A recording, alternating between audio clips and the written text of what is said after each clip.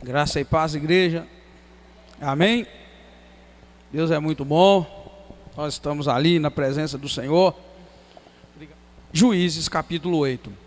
Então os homens de Efraim lhe disseram: que é isso que nos fizeste, que não nos chamastes, quando foste pelejar contra os midianitas? E contenderam com ele fortemente. Ele, porém, lhes disse: que mais fiz eu agora do que vós? Não são os restos das uvas de Efraim melhores do que a colheita de Abiezer? Deus nos entregou nas vossas mãos os líderes dos midianitas, Oreb e Zeeb. O que pude eu fazer em comparação ao que fizeste? Então a sua ira se abrandou para com ele quando falou essas palavras. Vindo Gideão ao Jordão, passou com os 300 homens que com ele estavam, cansados, mas ainda perseguindo. Disse ele aos homens de Sucote: dai, peço-vos, alguns pães para a tropa que me acompanha, pois ela está cansada e eu continuo perseguindo Zeba e Zalmuna, reis dos midianitas. Os líderes de Sucote, porém, disseram: já estão em teu poder as mãos de Zeba e de Zalmuna, para que demos pão ao teu exército? Respondeu Gideão: quando o Senhor entregar na minha mão a Zeba e a Zalmuna, trilharei a vossa carne com os espinhos do deserto e com os espinheiros do deserto. Dali subiu a Penuel e falou da mesma maneira aos homens desse lugar, que lhe responderam como os homens de Sucote lhe haviam respondido. Pelo que disse aos homens de Penuel: quando eu voltar em paz, derrubarei essa torre. Ora, Zeba e Zalmuna estavam em Carcor, e os seus exércitos com eles, uns 15.000 homens. Todos os que restaram do exército dos filhos do Oriente, e os que morreram foram 120.000 homens, que puxavam da espada. Subiu Gideão pela rota dos que vivem em tendas, ao oriente de Noba e Jogbeá, e atacou de surpresa o exército. Fugiram Zeba e Zalmuna, mas ele os perseguiu, prendeu esses dois reis midianitas e derrotou todo o exército. Voltando Gideão, filho de Joás, da peleja, antes do nascer do sol, capturou o moço dos homens de Sucote e o interrogou. O jovem escreveu o nome dos 77 líderes e autoridades de Sucote. Então veio Gideão aos homens de Sucote e disse: aqui estão Zeba e Zalmuna, a respeito dos quais me escarneceste, dizendo: estão já em teu poder as mãos de Zeba e Zalmuna, para que demos pão ao teu exército cansado? Gideão prendeu Zeba e Zalmuna e com espinhos e espinheiros do deserto os castigou severamente. Derrubou também a torre de Penuel e matou os homens da cidade. Depois perguntou a Zeba e a Zalmuna como eram os homens que mataste em Tabor. Responderam: qual és tu? Tais eram eles, cada um se assemelhava a filho de rei. Então disse ele: eram meus irmãos, filhos de minha mãe.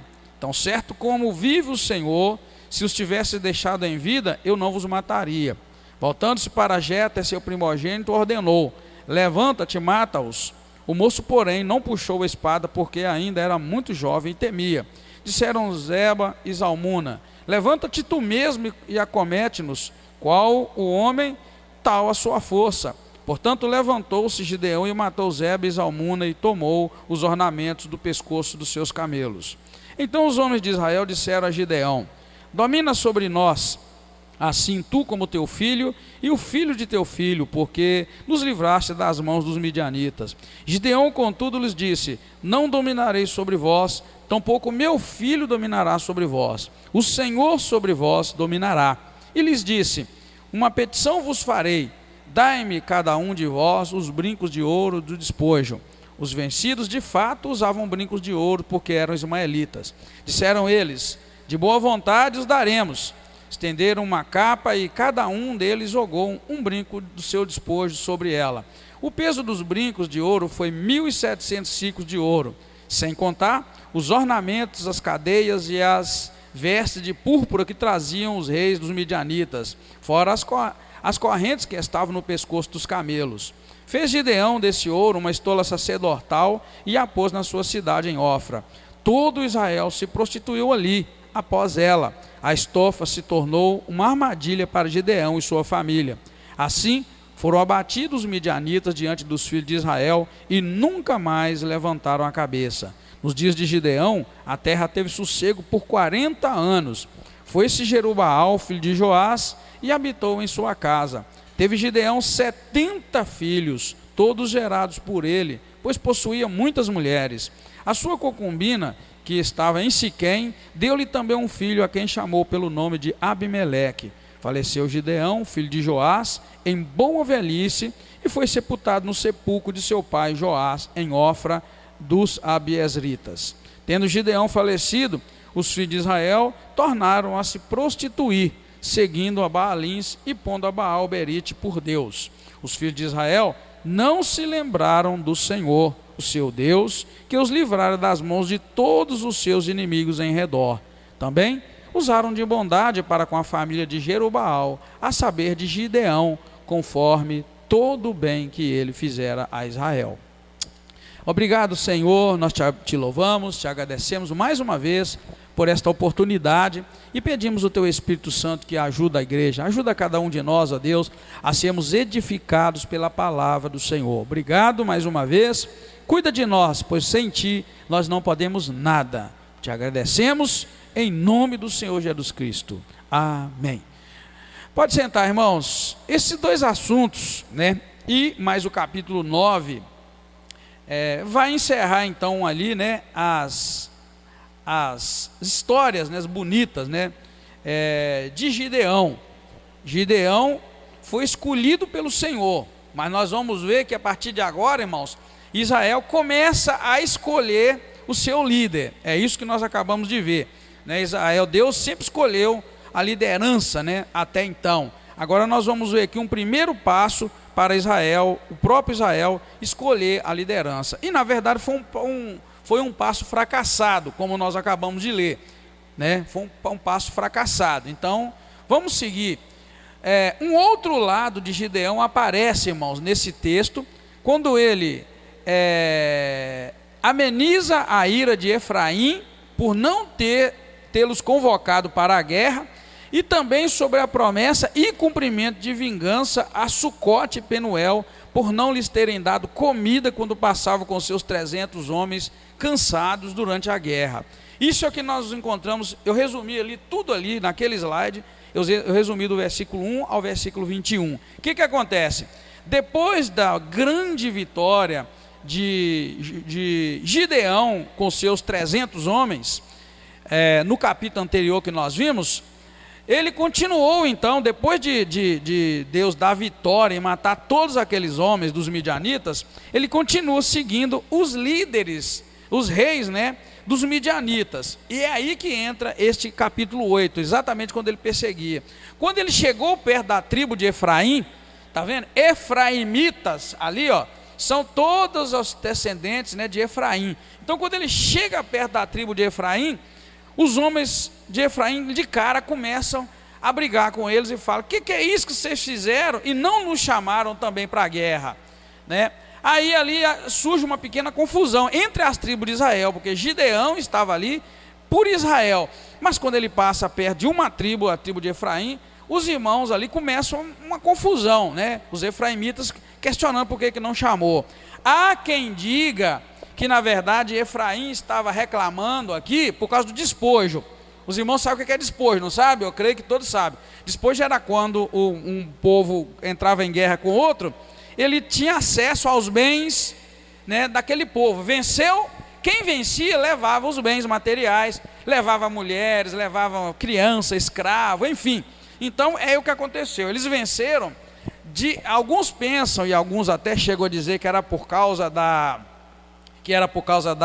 do despojo, mas não há esse registro. A única coisa que deixa claro aqui é que ficaram bravos porque não chamaram. Mas aí, por outro lado, eu penso também, é muito fácil você ficar bravo por alguém não ter te chamado para uma guerra depois que a guerra terminou, não é? É muito fácil, a guerra acabou, né? O time venceu, né? Israel venceu, aí ele vai e briga: por que você não chamou nós também para a guerra?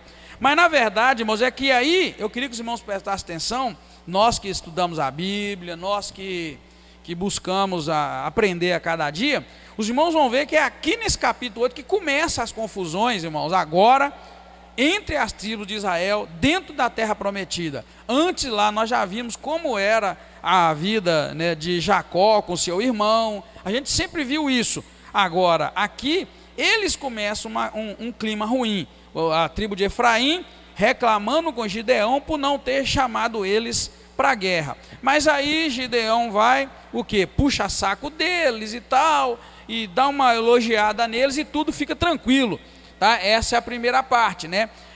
Quando ele consegue amenizar a ira dos efraimitas por não ter chamado eles para a guerra. Mas logo depois existe uma outra cena muito violenta, vamos dizer assim, a partir do versículo 5. Quando então Gideão ia com os 300 homens perseguindo os reis dos midianitas, eles estavam muito cansados. A Bíblia diz no versículo 4 o seguinte: vindo Gideão ao Jordão, passou com os 300 homens que com ele estavam, cansados, mas ainda perseguindo. Eu cheguei a arriscar essa parte, cansados, mas ainda perseguindo. Por quê? O que os irmãos entendem por esta frase? Cansados, mas ainda perseguindo. O que a gente pode tirar de lição para nós? Está no versículo 4, tá? Vindo Gideão ao Jordão, passou com os 300 homens que com ele estavam, cansados, mas ainda perseguindo. Que lição a gente pode tirar disso para nós? Eu risquei isso aqui, porque isso aqui é muito importante para nós. E aí? Hein? Não parar em tempo algum, irmãos. Olha que frase bonita. Está dizendo que ele ia com os 300, perseguindo 2 reis apenas que tinham fugido. E aí ele chega em Sucote com eles. A Bíblia diz que eles estavam cansados, mas ainda perseguindo. Ou seja, irmãos, nunca parar. Você está cansado? Não para, não é? Você está cansado de quê? Quais os problemas que você tem? Não para. Não para. Pastor Moacir caminha, hein, tio Moacir? O senhor caminha já na presença do Senhor há quantos anos? O senhor caminha há quantos anos na presença do Senhor? Pois é, vamos pegar o exemplo do pastor Moacir. 73 anos caminhando na presença do Senhor. Já viu tanto problema, né, tio Moacir? Deve estar cansado, né? Mas continua perseguindo. Cansado, mas ainda. Lê na sua Bíblia para mim, fazendo um favor, o versículo 4. Quem quiser pode ler o versículo 4. Isso para mim, irmãos, é uma lição muito grande, porque hoje os crentes ainda sequer estão cansados, mas eles estão parando de perseguir, eles não estão continuando. Ele desanima de ir na igreja, desanima de ir no culto, desanima de ir nos eventos. Pode ler, quem achar o versículo 4 na sua Bíblia, pode ler para nós. Juízes 8, 4. Quem quer ler bem alto?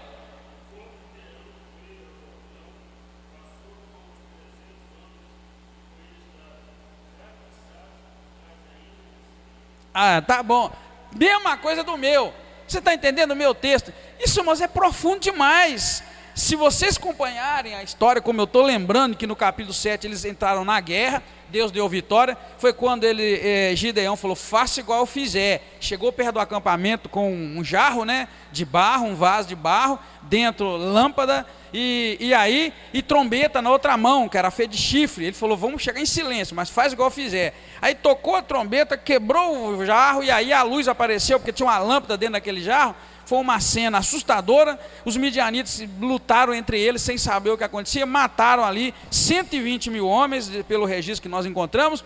E aí, eles agora, mas ainda os 300 não pararam, continuaram perseguindo agora os reis dos midianitas que fugiram. É quando eles chegam aqui nesse momento, que a Bíblia vai dizer, chegam ali cansados, mas ainda perseguindo. Querido, essa lição eu quero carregar comigo. Não importa, querido, quantos anos de vida você tenha na presença do Senhor, não importa se você está cansado, já está enjoado. É muito problema em casa, é problema com o vizinho, é problema no trabalho, é problema com quem eu nem tenho problema, é problema aqui e ali, problema na igreja, problema fora. Você precisa aprender isso aqui, olha. Você pode estar cansado, mas o Senhor não te permite parar de perseguir. É o que tem acontecido demais da conta, querido. Querido, eu quero compartilhar com você sobre isso, porque eu não estou vendo isso mais não. Hoje, primeiro problema que o crente tem, ele fica preso dentro de casa vendo televisão.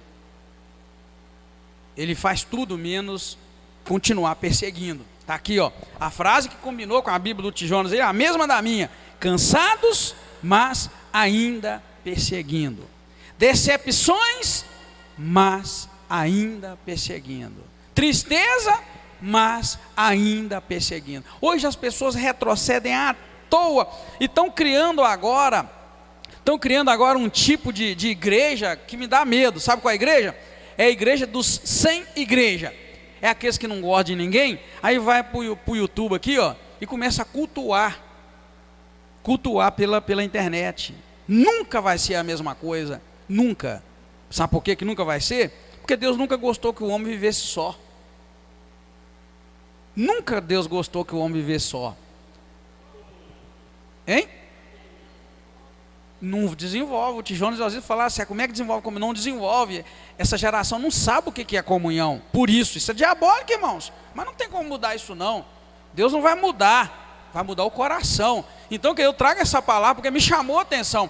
Nós estamos aprendendo, trazendo a Bíblia aqui para a igreja da seguinte maneira: trazendo o fato ali, histórico, que aconteceu há muitos mil anos atrás, e pedindo ao Espírito Santo de Deus que aplique isso para nós hoje, dia 5 de dezembro de 2019. É isso que nós estamos fazendo. Então nessa guerra louca que eles estavam perseguindo o inimigo, a Bíblia diz que estavam cansados, mas ainda perseguindo. Eles não jogaram a toalha, eles não desanimaram. E aí eu trago para essa geração que joga a toalha à toa, tá, irmãos? Como eu disse, Deus nunca gostou que o homem vivesse só. Então Deus jamais vai gostar. E eu estou louvando a Deus porque esses estudos aqui vão para a internet também. E pode ter alguém lá na internet que também já não vai mais em igreja e fica escutando nossos estudos lá também. E aí o que eu digo agora? Para com isso, vai para a igreja. Porque lá eles vão ver. Criou-se uma geração, irmão, que não sabe o que é ter comunhão, como os irmãos disseram. E aí começa a haver pregação selecionada pela internet, e não vai para a igreja para conviver com a comunhão. Ou seja, não estão vivendo isso aqui, ó. Eles estão cansados, então eles pararam de caminhar, pararam de perseguir, e acham que está caminhando. Não se caminha desse jeito. Repito, Deus nunca gostou que o homem vivesse só. É por isso que lá em Gênesis, nos primeiros capítulos da Bíblia, da criação, Deus viu que o homem estava só no meio de tudo aquilo que ele havia criado. Você lembra? Aí ele pegou e viu que não dava para o homem conviver no meio daquela coisa linda que ele fez, bonita e perfeita. Ele viu, está faltando alguma coisa, o homem está só. E aí ele deu um jeito da costela do homem, criar a mulher para ali formar, criar na verdade lá o que nós hoje chamamos de comunhão, tá? Isso é comunhão, então isso é vida. E eu diria que a igreja começou exatamente ali. Amém, irmãos? Ali começou a igreja, ali começou a juntar o que a Bíblia diz, né? A palavra não diz para nós que onde estiverem quantos? 2 ou 3 reunidos em meu nome, não é assim? Ali o Senhor estaria. Então até então era só Adão. Deus vai prover mais uma pessoa idêntica, parecida com ele mesmo, para que ali então Deus começasse a igreja a partir de 2, Adão e Eva. E o Senhor, irmãos, não quer que a gente sofra e faça o coração de Deus triste só porque a gente está cansado da caminhada, decepcionado, envergonhado, triste. É o que eu encontro aqui nesse texto: cansados, mas ainda perseguindo. Ou seja, nunca nós podemos parar. Então quando eu olho o pastor Marcinho, mais de 70 anos caminhando, e muitos outros irmãos aí com muito tempo de caminhada, eu fico imaginando, sabe, pastor Marcinho, irmão Jonas, irmã Osita, e depois os demais irmãos que têm muitos anos de crentes na presença do Senhor. Sabe o que eu penso? Eu fico pensando tanta decepção que vocês já passaram dentro de igreja. Não vou falar de igreja, porque o que Deus tocou no meu coração é o cansaço que eles estavam da luta, da guerra, mas eles não pararam de perseguir. Então quantas decepções dentro da igreja, né, durante esses anos, quantas tristezas, mas estão perseguindo, não vão parar, vão continuar. Sabe quando é que nós vamos parar, irmão, de perseguir? Nós vamos parar de perseguir no dia que o Senhor nos recolher, não é? Na hora que o Senhor nos recolher, ali é o fim da nossa caminhada da nossa perseguição. Aí é com o Senhor. Agora acabou, é aguardar o Senhor manifestar sua graça sobre nós no julgamento. Mas então, queridos, eu trago essa palavra para você rever sua vida. Aí a gente sai de dentro do ambiente igreja e vai para o ambiente casa. Meu Deus, quantos problemas, irmão, você já não passa dentro de casa? Aí você vai passar para vizinho, quantos problemas com o vizinho? Aí você vai transferindo isso para mais longe, e você vai ver que, na verdade, é um chamado do Senhor para nós seguirmos firmes, cansados, mas vamos continuar perseguindo. Aí logo em seguida, então, irmãos, o que vai acontecer? Por causa desse cansaço que Gideão estava, e eu ando muito preocupado com o cansaço, por isso que o Senhor manda a gente lançar sobre ele toda a nossa ansiedade, porque ele tem que cuidar de nós, por isso que o Senhor nos propõe aliviar, né, o nosso fardo, o meu jugo é suave, o meu fardo é leve. O Senhor disse tudo para nós. Por quê? Porque Gideão estava tão cansado da caminhada, que quando ele pede lá para os homens de Sucote e depois para os homens de Penuel, ele chega e pede: olha, os homens estão cansados, 300 homens que estão na guerra comigo estão cansados, eu peço a vocês que, por favor, dá para esses homens um pouco de pão, porque eles estão muito cansados de perseguir o inimigo.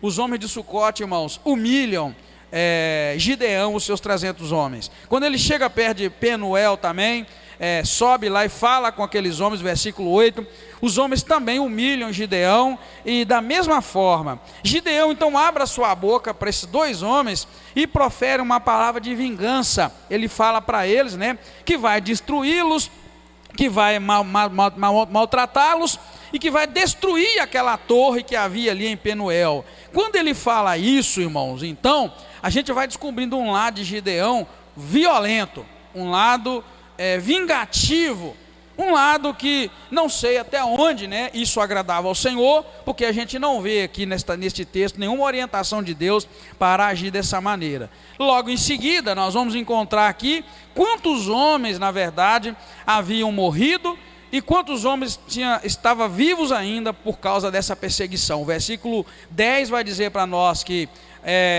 Zeba e Zalmuna estavam em Cacor, e os seus exércitos com eles, uns 15 mil homens. Porém, já tinham morrido 120 mil. Então 15 mil mais 120 mil, somam 135 mil homens ao todo. Os homens dessa guerra, então, envolvida aí, que Gideão está envolvida contra os midianitas. Se morreram 120 mil, quer dizer que lá no capítulo 7, foram 120 mil, então, que o Senhor matou, quando deu aquela confusão lá, e sobrou 15 mil. Todos esses certamente vão morrer, e aí a gente vê então esse outro lado de Gideão, um lado de um homem que promete vingança a esses dois povos, Sucote e Penuel, e ele então acaba cumprindo cada uma dessa vingança, porque cá na frente nós encontramos que ele retorna com os homens, retorna com esses dois homens, apresentam a eles, humilha eles e manda matar ainda. Na verdade ele manda matar. Como Zeba e Zalmuna tinham matado um dos irmãos de Gideão, Gideão fica muito bravo aqui, então, e chega a dizer para o seu menino, o Jeter: mata os dois.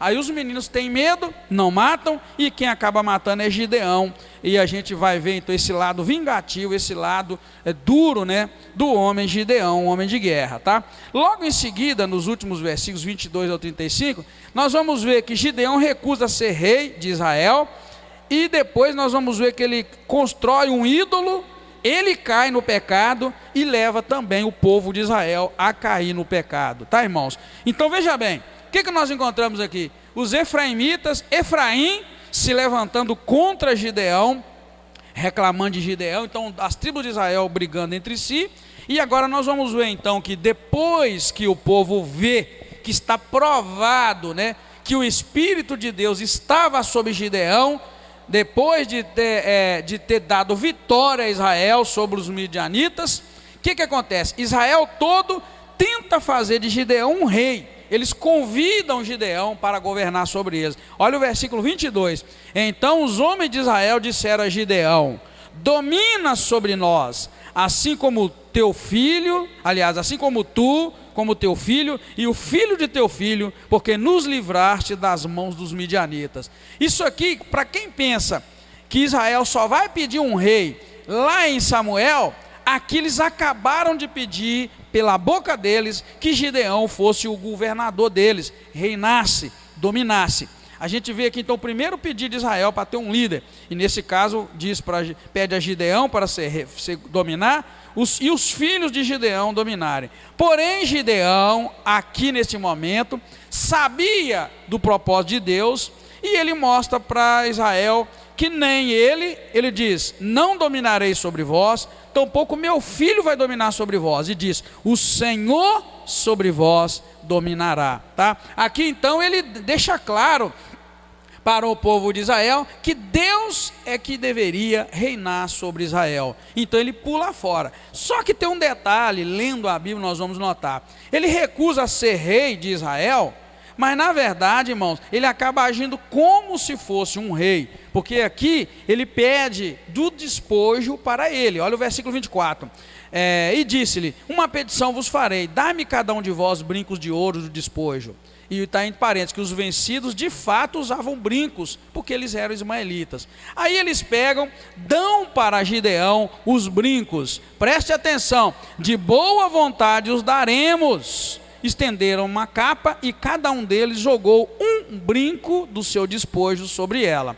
Aí vai falar que do peso dos brincos, Gideão fez uma estola sacerdotal e a pôs na sua cidade em Ofra, e todo Israel então se prostituiu ali após ela, e a estola se tornou uma armadilha para Gideão e sua família. Veja bem, irmãos, ele fez tudo mais ou menos de acordo com o que Deus queria. Mais ou menos por quê? Porque o tempo todo ele duvidava que Deus ia cumprir o que falou. Por isso que ele fez a prova da lã, né? Uma delas é a prova da lã. Aí agora ele termina a guerra, o povo fala: governa sobre nós. Ele não aceita, mas ele pede presente do despojo, e com esse presente ele faz uma estola sacerdotal, e a Bíblia vai dizer que esta estola sacerdotal se tornou uma armadilha para Gideão e sua família. Que era a estola, ou estola, não importa, sacerdotal? Se você abrir nesses textos que eu coloquei ali, em Êxodo 28, 4, como a gente está num estudo bíblico, né, irmãos? A gente abre a Bíblia tranquilo, né? Abre lá que você vai ver. Êxodo 28, 4, fala o que é para nós a estola sacerdotal. Diz assim: então estas são as vestes que farão: um peitoral, uma estola sacerdotal, tá vendo? Um manto, uma túnica bordada, um turbante e um cinto. Farão estas vestes sagradas, olha bem, para quem? Para Arão, teu irmão, e para seus filhos, a fim de que me administrem o ofício sacerdotal. Está vendo? Isso aqui fazia parte da roupa que o sacerdote usava. Não era para todo crente usar, não era para todo o povo de Israel. Era só para o sacerdote Arão e os filhos de Arão, que ocupariam o lugar sacerdotal. Agora eu coloco para vocês, irmãos, esses outros versículos ali, só para a gente ver por que aqui essa estola sacerdotal se tornou uma armadilha e Gideão caiu e levou Israel a pecar. Agora, se você for mais para frente de onde nós estamos, que é 1 Samuel 23, você vai ver que aí existe um uso específico da estola sacerdotal, e que se tornou então uma idolatria para Gideão e o povo de Israel. 1 Samuel 23, 9 ao 12. 1 Samuel 23, do 9 ao 12, vai mostrar como aqui a estola sacerdotal era usada. Todos encontraram? 1 Samuel 23, 9 a 12, diz assim: sabendo Davi que Saul maquinava este mal contra ele, disse a Abiatar, olha, o sacerdote: traze aqui a estola sacerdotal. Disse Davi: ó Senhor Deus de Israel, teu servo ouviu que Saul procura vir a Keila a fim de destruir a cidade por minha causa. Será que o povo de Keila me entregará nas mãos dele? Descerá Saul como o teu servo tem ouvido? Ah, Senhor Deus de Israel, faze-o saber ao teu servo. Respondeu o Senhor: descerá. Disse mais Davi: eles me entregarão os homens de Keila a mim e aos meus homens nas mãos de Saul? Respondeu o Senhor: entregarão. Presta atenção. Davi vira para o sacerdote e fala assim: Abiatar, traz a estola sacerdotal. Quando veio a estola sacerdotal, foi que ele buscou o Senhor e o Senhor lhe respondeu. que os irmãos pensam da estola sacerdotal aí, hein? Agora vamos lá, no capítulo 30, 1 Samuel ainda 30, versículos 7 e 8. Peguei só esses dois textos para a gente ver, né? 1 Samuel 30, 7 e 8. Então disse Davi a Abiatar, filho de Abimeleque: traze-me aqui a estola sacerdotal. Abiatar trouxe a estola sacerdotal a Davi. Aí, e consultou Davi ao Senhor: perseguirei eu a esta tropa? Irei alcançá-la? Respondeu-lhe o Senhor: persegue-a, de certo alcançarás e libertarás os prisioneiros. Viu, irmãos, por que a estola sacerdotal que Gideão mandou fazer se tornou um ídolo?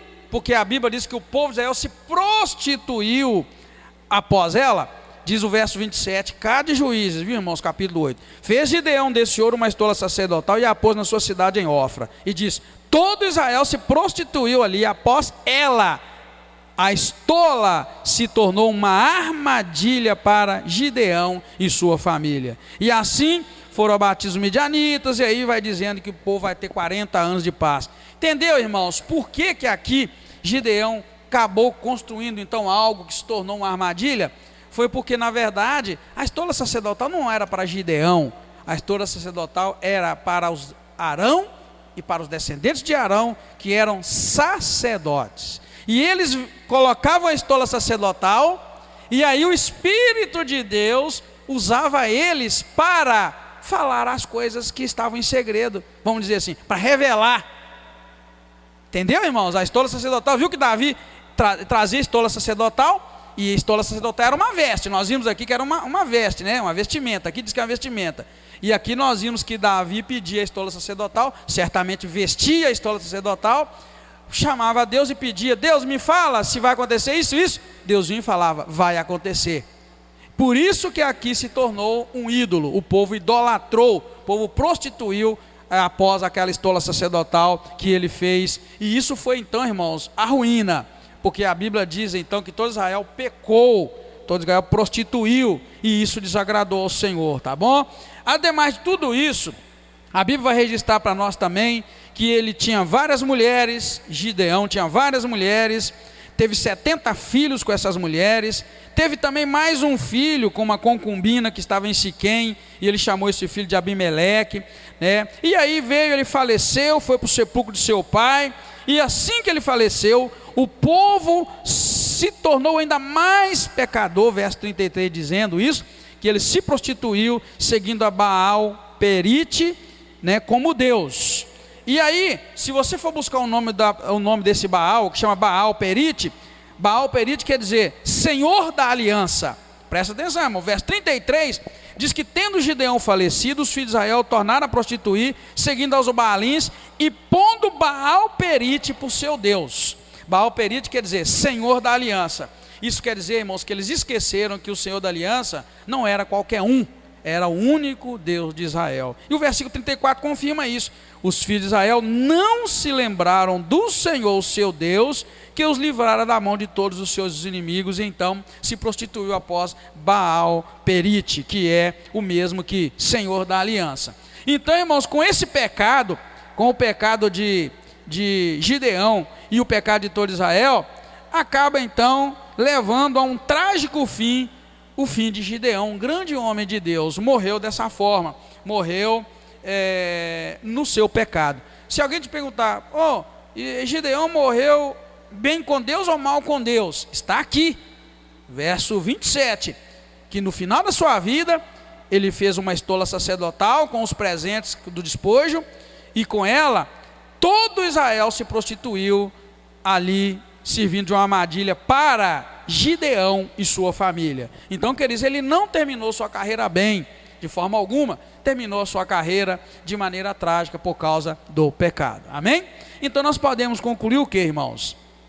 Que Israel fracassou na primeira tentativa de levantar seu próprio líder, e ele cometerá o mesmo erro com o seu primeiro rei. Agora eles pediram Gideão para liderar, Gideão não quis, e Gideão terminou feio sua vida. Agora, lá na frente, nós vamos ver em Samuel que eles vão pedir um rei, e eles vão se dar muito mal quando eles pedem também seu primeiro rei. E assim fica claro que sempre nós vamos errar quando nós não deixarmos Deus governar as nossas vidas. Essa é a lição. Se nós deixarmos Deus governar nossas vidas, vamos acertar. Se nós não deixarmos Deus governar a nossa vida, sempre que a gente fizer isso, nós vamos errar. Infelizmente, mas essa é a verdade. Amém? Vamos encerrar então? E ir embora para casa? Vamos orar? Obrigado, Deus, te agradecemos, porque o Senhor é bom, tua misericórdia dura para sempre, ó Deus. Colocamos nossa irmã Alzira nas tuas mãos e pedimos um milagre na vida dela. Te agradecemos, ó Deus, pelas demais pessoas que estão enfermas nos hospitais, ó Deus, precisando de um milagre. Pedimos a Ti que faça esse milagre para a honra e glória do nome do Senhor. Não há Deus, senão o Senhor, que possa operar sinais, prodígios e maravilhas. Assista, Pai, essa pessoa agora está internada no hospital, necessitando da manifestação da Tua graça, do Teu poder. Obrigado, peço que o Senhor nos dê uma ótima noite e leva-nos em paz, guardados pela mão poderosa do Senhor, que nós te pedimos, ó Deus, agradecidos, em nome do Senhor Jesus Cristo. Amém.